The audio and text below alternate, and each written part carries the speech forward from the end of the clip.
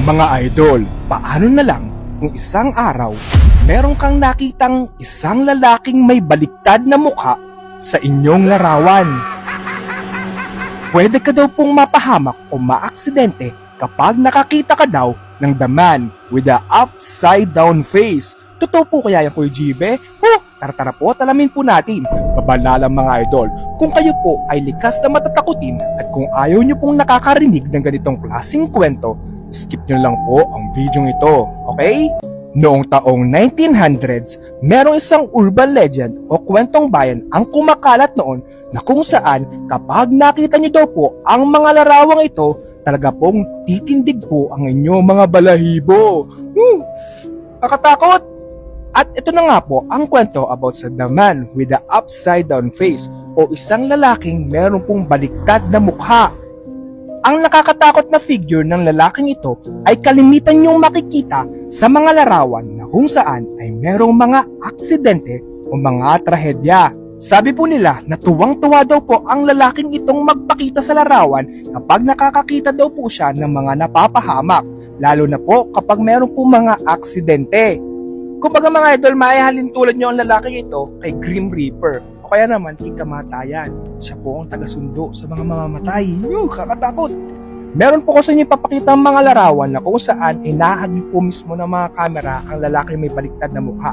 Disclaimer lang mga idol, ang larawang po mga ipapakita ko ay hindi po nagmula sa akin. Credits po sa lahat ng mga may-ari nito, okay? Una natin larawan mga idol, yan.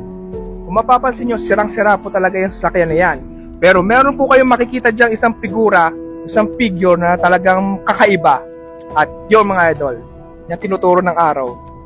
Meron po isang lalaki na animoy baliktad po ang mukha at yan na po ang sinasabi nilang taga-sundo o si Kamatayan.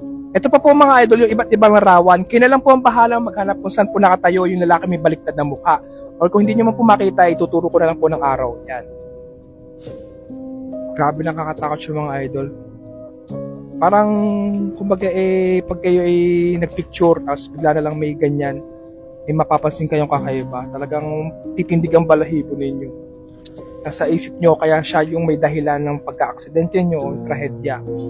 Grabe mga idol. Ayokong maka-experience ng ganyan. Matakot. Mapapansin nyo mga idol, sa lahat ng mga aksidente, halos nasa aksidente po ng mga sakyan o sa daan. Yun, doon siya nagpapakita. Pero meron din po instances na kahit hindi po aksidente sa mga daan o sa mga sasakyan, meron pa rin pong figure nakikita kahit saang okasyon. Ito mga idol, yan. Kasama po siya ng mga lalaking parang giinuman nung unang panahon. Nasa likod lang siya mga idol, nagpapakita pa rin. Tapos ito mga idol, parang nag-family picture sila or school picture, di ko alam kung school picture yan. Kung magkakaibigan, nag-picture po sila, pero meron po kayong mapapansin sa likod na nakatayo.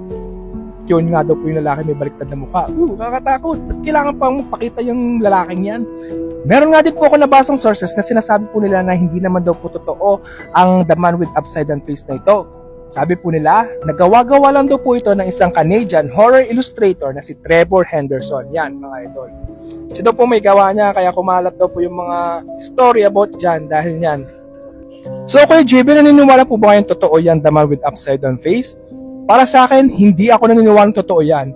Mas naniniwala pa siguro si Kuya JB sa mga ghosts na nagpapakita sa mga larawan o yung mga taong walang ulo na nakukuha ng camera. Yun, mas naniniwala pa ako doon mga idol na meron pong masamang mangyayari pag nangyari yun.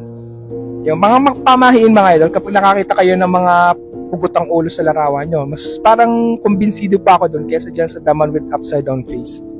Pero kung kayo po ang tatanungin ko mga idol, naniniwala po ba kayo na totoo pong nag-exist ang the man with upside down face?